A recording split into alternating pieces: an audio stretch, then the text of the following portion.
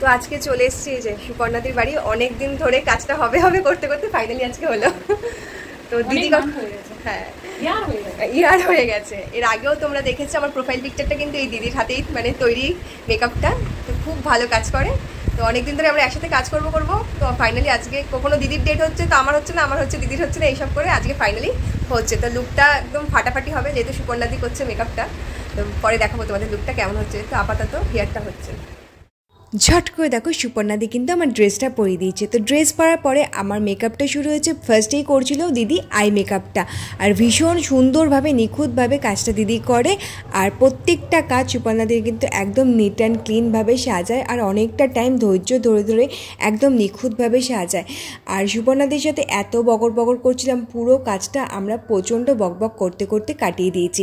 তারপরে মাঝখানে আমি একটু লাঞ্চ করে নিয়েছিলাম। এখানে মা আমাকে ভরপুর টিফিন কারিতে উপমা দিয়ে দিয়েছিল। হ্যাঁ, সুপর্ণাদিও আমার জন্য রান্না করেছিল, বা সেদিনকে স্যাটারডে ছিল, আমি তো ভেজ খাই, সেই জন্য আর কি নিয়ে গেছি। আর সত্যি মায়ের কাছে থাকলে আমার এইসব ব্যাপারে কোনো চিন্তা করতে হয় না। সকালবেলা কাজে বেরোনোর আগে মা একদম গরম গরম খাবার রান্না করে দেয়, তারপর টিফিন দিয়ে দেয়। 8-10 ঘন্টা শ্যুটটা হওয়ার পরে বাড়ি যাওয়ার পরে আমার জন্য কিন্তু আবার গরম গরম খাবার একদম রেডি রেখে দেয়। সত্যি মা থাকলে আমার জীবনে সত্যি কোনো চিন্তার কারণ নেই, কারণ মার হাজার শরীর খারাপ, হাজার কষ্টের মধ্যেও মা কিন্তু আমাদের সবসময় ভালো রাখার চেষ্টা করে, আর মুখ ফুটে একবারের জন্য বলে না যে তার কষ্ট হচ্ছে। দেখো, কথা বলতে বলতে আমার মেকআপ লুক কিন্তু একদম রেডি হয়ে গেছে। তারপরে আমরা চলে এসেছিলাম আউটডোরে শ্যুট করতে।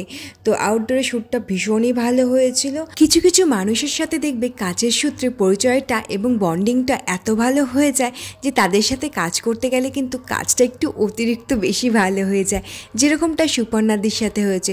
সুপর্ণাদির সাথে কিন্তু আমার ফার্স্ট কাজ থেকেই খুব ভালো একটা বন্ডিং হয়েছে, যার কারণে আমরা কিন্তু কাজ করতে করতে প্রচুর আড্ডা দিই, প্রচুর গল্প করি। এই গল্প করতে করতে আমরা পুরো কাজটাতে কখন কমপ্লিট হয়ে যায় সত্যি বুঝতে পারি না, এতটা টাইম কিভাবে চলে যায়। আউটডোর শ্যুটটায় প্রচুর ভিডিও হয়েছে, ফটো হয়েছে। তো সেগুলো একটা ক্যামেরাম্যান দাদা ছিল, তো উনিই তুলেছে। আর সুপর্ণাদিও প্রচুর ফটো এবং ভিডিও নিজেও তুলেছে। একটা সুন্দর শ্যুট করতে আমাদের কিন্তু 8-10 কখনো 12 ঘন্টাও লেগে যায়, কিন্তু তোমাদের কাছে সেই সুন্দর ছোট্ট ভিডিওটা একটা 59 সেকেন্ডের ভিডিও হিসাবে আসে।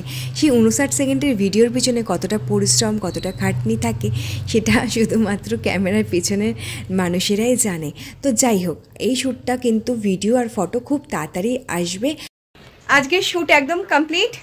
তো আজকে পুরো শ্যুটে খুব হেল্প করেছে মিষ্টি মেয়েটা, খুব হেল্প করেছে, আমার ভিডিও করে দিতে হেল্প করেছে। প্লাস এই যে দিদির মেয়ে, দিদি আজকে আমাকে সাজিয়েছে, খুব সুন্দর সাজিয়েছে, সেটা তোমরা দেখতেই পাচ্ছ।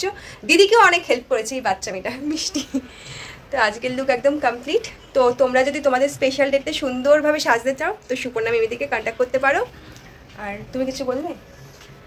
সুন্দর মেয়ে, খুব ভালো মেয়ে, সবাই একে বুক করো, খুব ভালো মেয়ে, খুব খুব খুব খুব সুন্দর দেখতে, ন্যাচারাল বিউটি। Thank you. তো চলো টাটা, আবার শুট হবে, টাটা।